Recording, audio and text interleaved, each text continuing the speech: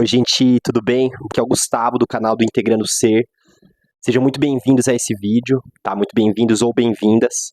A proposta aqui é a gente falar sobre relacionamento, um tema que tem muitos especialistas, muitas pessoas que falam sobre isso.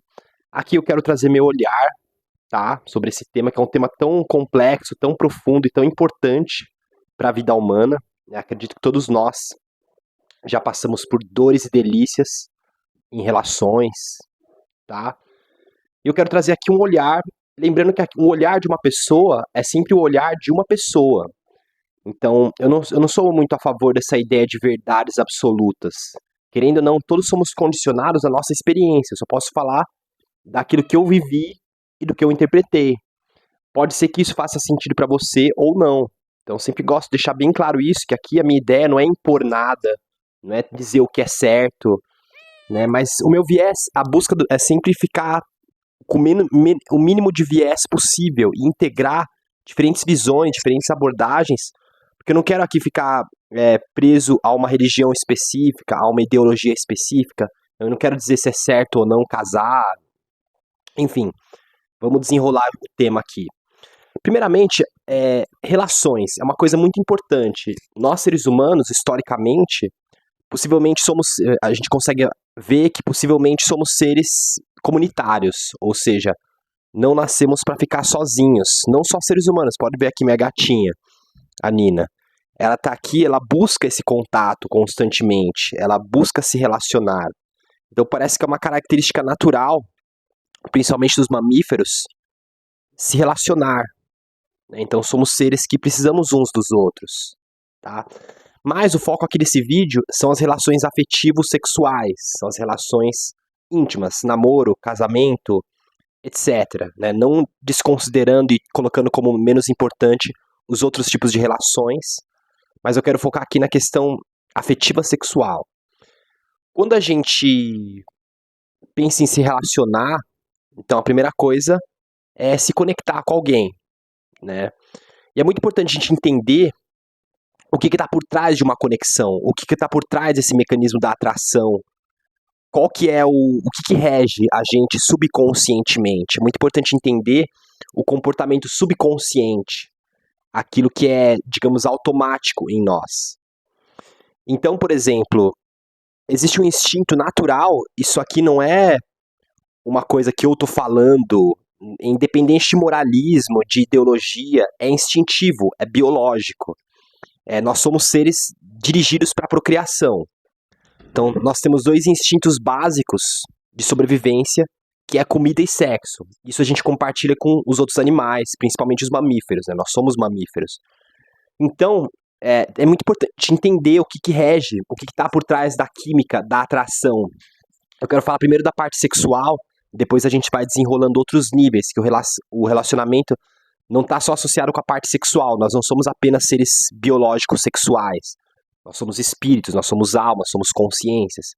Então eu quero começar pela parte de baixo, né, o chakra básico. Por exemplo, o que faz a gente sentir atração por alguém? São muitos fatores, né? Fatores kármicos, né? Fatores emocionais, fatores de projeções com relação a nossos pais. Então, Freud desenvolveu muito bem essa teoria. Então, a tendência, se seu pai foi bom, só no caso da mulher, a tendência é você procurar alguém parecido com seu pai, que é o modelo de masculino que você tem. Isso não é novidade, só relembrando. Se você é homem e sua mãe foi boa, você vai buscar alguém semelhante com a sua mãe, né? Isso é assim, é uma coisa que é sem perceber. E se os nossos pais não forem bons, no caso, não tiverem, se foi traumática, pode ser que a gente busque o contrário do que eles foram, pessoas que têm a personalidade contrária, né, a eles. E existe também uma questão instintiva, isso é uma questão que se dá instintivamente, inconscientemente, da gente, e principalmente na mulher, porque, por exemplo, vamos entender, o corpo masculino funciona, o masculino é um elemento ativo, ou seja, o masculino que planta a semente, o homem, o macho, que deposita o esperma, e a fêmea, o feminino, é o receptáculo. Ela recebe a semente, essa semente vai germinar dentro do útero dela e vai nascer a vida, né? Então a mulher, ela naturalmente ela vai ser mais seletiva, porque ela que vai receber, ela que vai carregar Porque por mais que a gente não faça sexo para ter filhos, instintivamente o nosso corpo quer ter filho.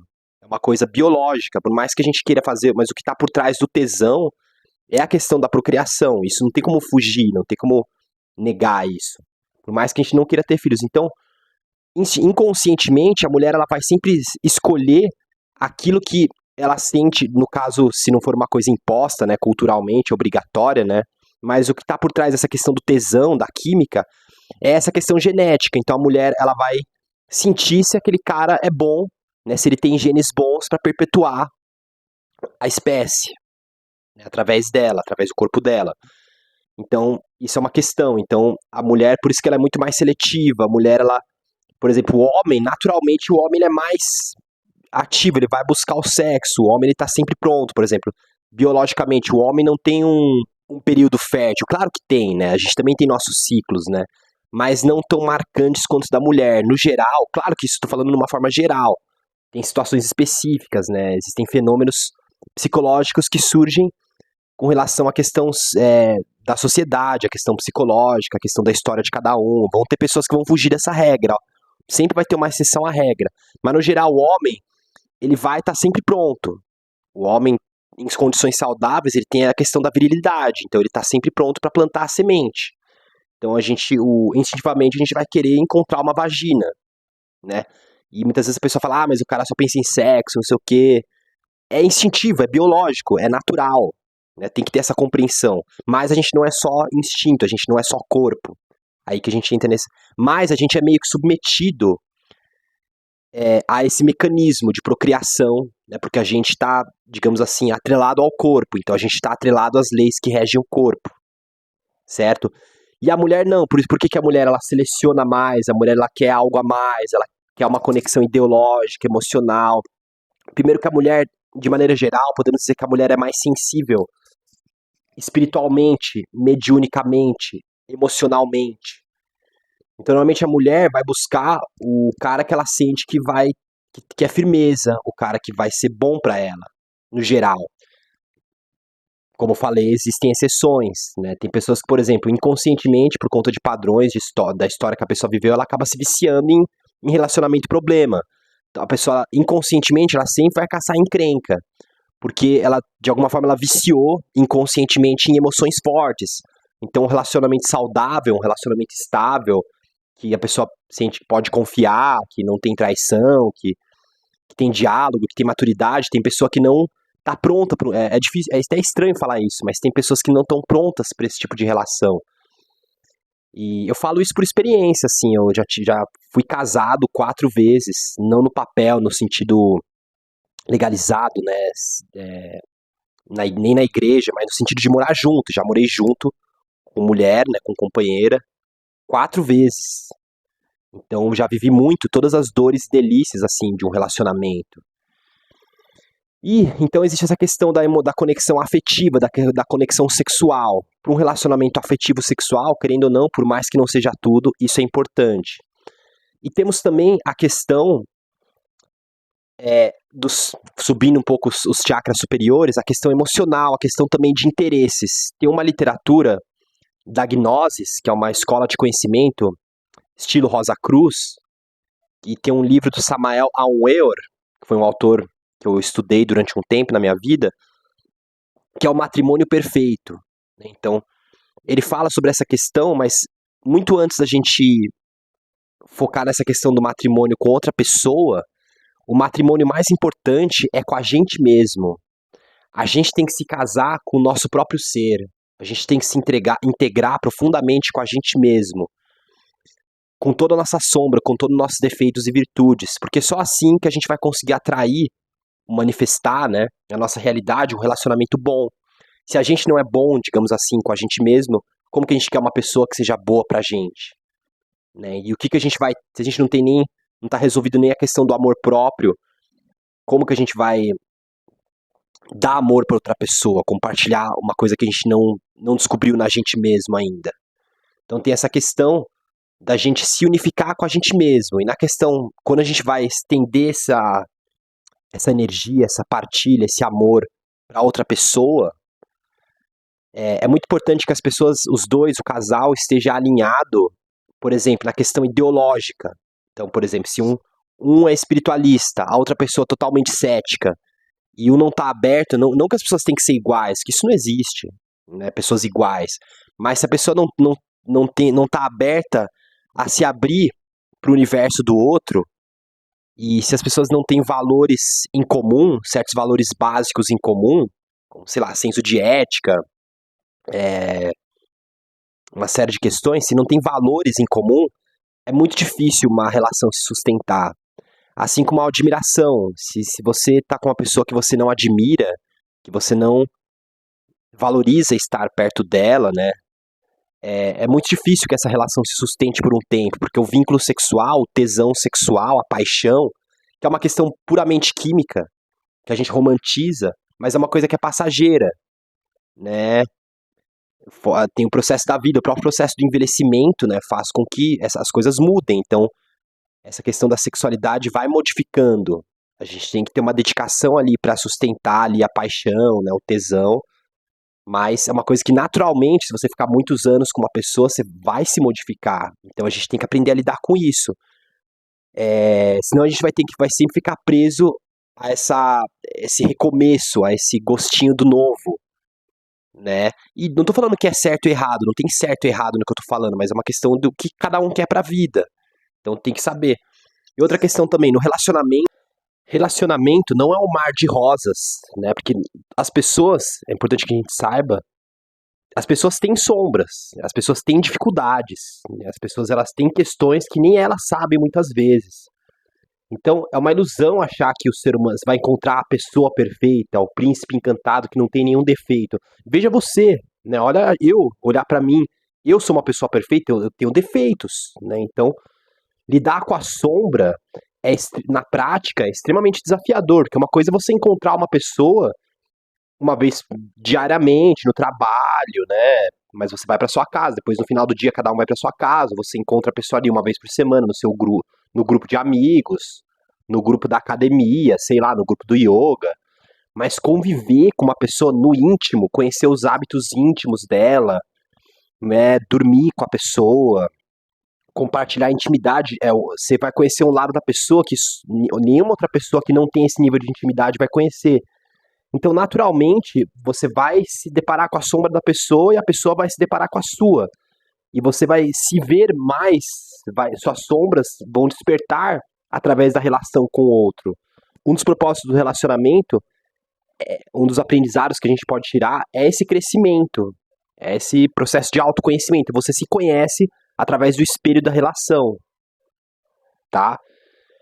E então podemos dizer que aqui, por exemplo, no Tantra, na parte da esquerda do Tantra, digamos assim, que tem linhas de Tantra, por exemplo, a linha da Ananda Marga, é uma linha monástica, não tem a parte sexual, mas o Tantra da mão esquerda, que eles falam, né, tem várias linhas de Tantra, né, Tantra é uma coisa muito mais ampla do que é veiculado aqui no Ocidente, nem quero me aprofundar muito nisso, mas no Tantra a gente trabalha essa questão do desenvolvimento da relação, do desenvolvimento do casal, de usar o processo do casal, o processo da sexualidade como uma ferramenta de autoconhecimento, como uma ferramenta espiritual, né, de elevação. Então, por exemplo, uma coisa que é muito importante, assim, o casal não se restringir só, o amor não ficar só restrito ao casal. E eu diria mais, não ficar só restrito se você tiver filhos, né? O filho, o que que é? É um transbordo desse amor.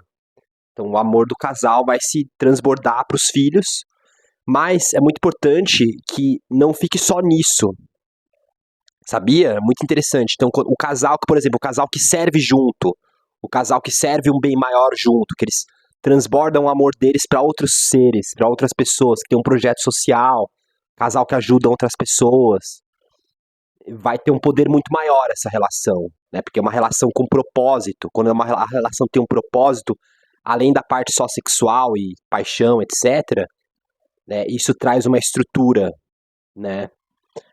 E aí a gente tem também essa questão do gênero, né?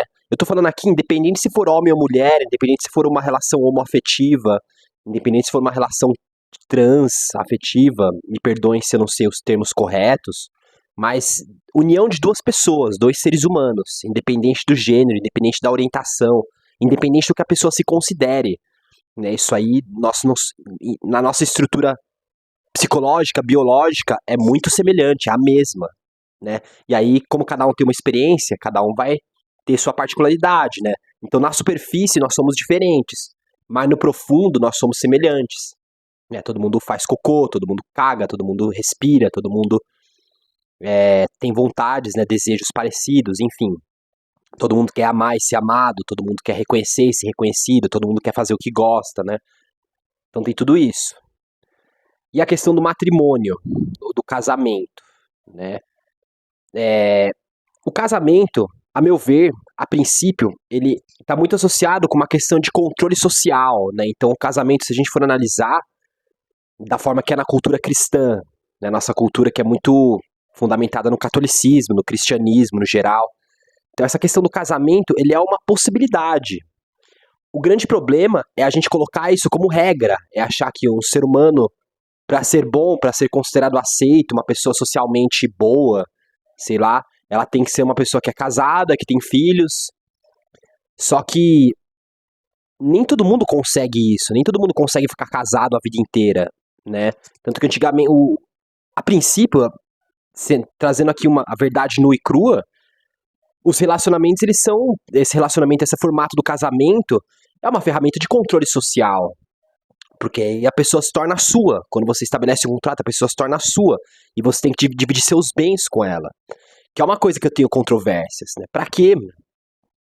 Sabe? Por que não tem que se misturar nesse nível? Por que não pode cada um preservar a própria individualidade? Aí você compartilha suas coisas, sua energia com a outra pessoa por vontade própria, por amor, não por uma obrigação legal. Então, eu não sou muito a favor dessa questão do casamento nesse nível, assim. Por obrigação, né? Porque é uma instituição basicamente patriarcal, tanto que você tem hoje, por exemplo, pessoas que têm essa visão do relacionamento aberto, né, da não monogamia. Existe esse movimento, está cada vez mais crescendo, esse movimento da não monogamia. Então, é uma nova forma de se relacionar, que as pessoas estão descobrindo. Então, as pessoas estão cada vez mais se libertando e entendendo que existem outras maneiras de se relacionar, que podem também ser evolutivas, podem ser construtivas. Então, a gente ficou muito preso, a nossa sociedade ainda é muito presa a esse formatinho. O homem, a mulher, os filhos, né? O homem manda, a mulher obedece. Então tem todos esses papéis que são atribuídos, mas isso já está mudando muito, né? É uma coisa que naturalmente as pessoas já estão sentindo o chamado de desconstruir. E entender que não tem certo e errado, cada um vai encontrar o que faz sentido para a sua natureza, né? A não monogamia não é um distúrbio, é uma forma. O que eu acho, o que eu sinto que é problema é quando tem mentira, é quando tem traição, que aí você foge dos preceitos éticos, né, universais, né? O processo do yamas e niyamas, do yoga, por exemplo. Se você tem que mentir pra ter uma aventura com outra pessoa, pra se relacionar com outra pessoa, aí eu já acho que não é digno. Né? Eu já acho que não dá bom isso. Se você quer ter uma relação aberta, seja verdadeiro com o que você é, com o que você sente, com o que você acredita, e corra o risco da pessoa não te querer. Porque tem o risco da pessoa não gostar dessa ideia e não te querer. Mas as pessoas ficam com medo de perder e vão lá e traem. Então, tendo verdade, tendo integridade, tendo amor, tendo como um acordo, tendo maturidade, pelo menos a tentativa de, vale tudo. Desde que você entenda o que é certo pra você. Que você não seja influenciado por condicionamentos externos. Por exemplo, tem muitas pessoas... Isso era mais comum na época dos meus avós pra trás. Na época dos meus pais, por exemplo, essa questão do... Por exemplo, meus pais se separaram. Meus pais ficaram casados por 20 anos e depois se separaram. Então, na geração dos meus pais, já era mais aceito e normalizado socialmente a separação. Na época dos meus avós, não tinha essa, não. E principalmente a mulher. A mulher era totalmente subjugada, ela tinha que apanhar quieta muitas vezes, né? Se ela se revoltasse, é capaz de ela ser considerada errada. E muitas vezes os caras iam lá e traíam, iam, né, se relacionar com prostitutas. E era uma coisa meio que comum, e a mulher ficava lá em casa fingindo que nada tá acontecendo. E tem muitas mulheres que passam uma vida sem saber o que é um tesão verdadeiro. Tem muitas mulheres que passaram uma vida, principalmente mulheres, né, Não que não possa ter casos de homens também que passaram por isso, mas no geral, tem mulheres que não sabem o que é um tesão verdadeiro, tem mulheres que não sabem o que é um orgasmo, porque foram usadas a vida inteira, né, como objeto do marido, né? Eu tava conversando com uma das cuidadoras da minha avó, uma das colaboradoras lá que ajudam a minha avó, né? Que minha avó tá com 92, 93 anos, então ela precisa ter cuidadoras constantemente, né? E aí ela falou, a gente tava conversando lá, eu nem lembro muito bem o que a gente tava falando, mas ela chegou a falar uma coisa de, porque meu marido não deixa. Eu não falei nada, porque eu não sou essa pessoa do confronto, eu gosto de, eu reflito, assim, eu guardo pra mim, também que eu não tenho tanta intimidade pra falar isso com ela. Mas eu, particularmente, acho isso um absurdo. A pessoa ter que ter a permissão do marido. A pessoa não é dona de si, ela tem um dono. Então, assim, eu acho isso uma coisa extremamente ultrapassada. Assim, você nunca pode delegar, eu nunca vou recomendar ninguém a delegar o poder de si pra outra pessoa. Eu acho que cada um é dono de si. Ninguém tem que deixar ninguém a fazer nada. Não é pai, não é, enquanto for pai e mãe, mas é uma pessoa adulta, mano. Precisa da autorização do marido. Já aconteceu casos comigo, é tão absurdo, já aconteceu casos comigo de mulheres não fazerem curso comigo, que eu dou curso de massoterapia, né? Porque o marido não deixa. Ou da pessoa ter que parar o curso porque o marido achou ruim.